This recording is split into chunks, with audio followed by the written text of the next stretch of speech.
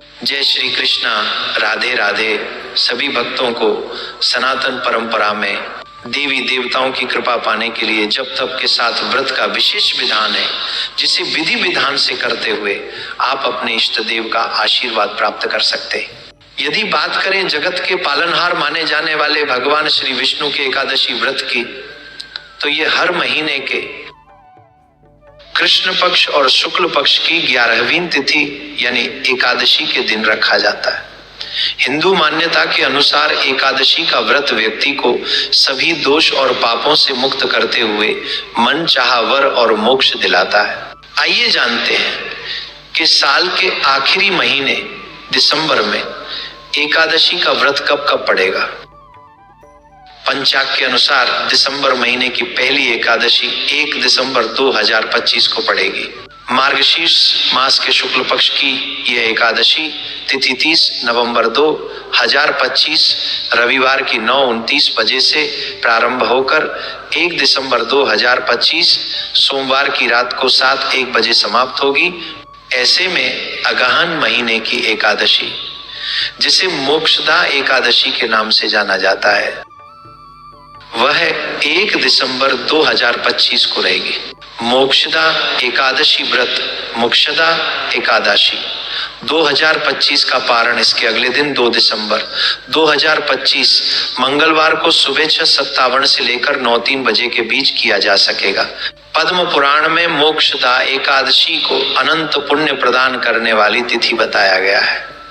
इस दिन व्रत करने, भगवान विष्णु का स्मरण, दान और सेवा, इन सब का प्रभाव साधक के जीवन में बेहद सकारात्मक माना जाता है। पितृतृप्ति के लिए भी यह तिथि अत्यंत शुभ मानी गई है, क्योंकि इस दिन किए गए तर्पण और दान से पितरों को शांति प्राप्त होती है। धार्मिक मान्यता यह भी है कि इसी दिन भगवान श्री कृष्ण ने कुरुक्षेत्र में अर्जुन को भगवत गीता का दिव्य उपदेश दिया। वैष्णव परंपरा में मोक्षदा एकादशी को साल की सबसे पुण्यकारी तिथि माना गया है। ऐसा विश्वास है कि इस दिन बैकुंठ के द्वार साधकों के लिए खुल जाते हैं और सच्चे मन से व्रत रखने वाला व्यक्ति विष्णु धाम की प्राप्ति का अधिकारी बनता है।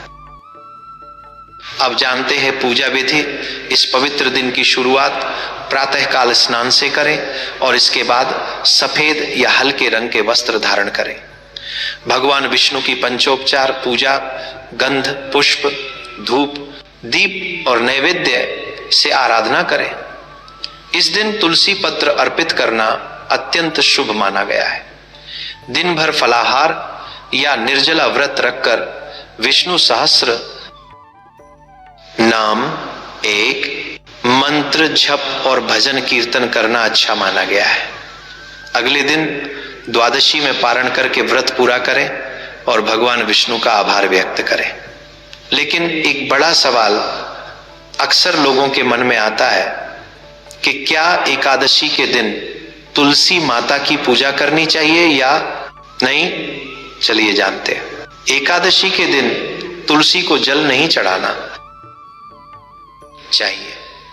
ऐसी मान्यता है कि एकादशी पर तुलसी माता भगवान विष्णु के लिए निर्जला व्रत रखती है। जल चढ़ाने से उनका व्रत खंडित हो सकता है।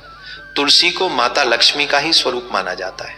जिस घर में तुलसी की नियमित पूजा होती है, वहां माता लक्ष्मी स्थायी रूप से निवास करती हैं। एकादशी पर तुलसी पूजा से धन, समृद्धि और ऐश्वर्य की प्राप्ति होती है। यदि आपके पास शालिग्राम है तो एकादशी पर तुलसी और शालिग्राम की एक साथ पूजा करना अत्यंत फलदायी होता है।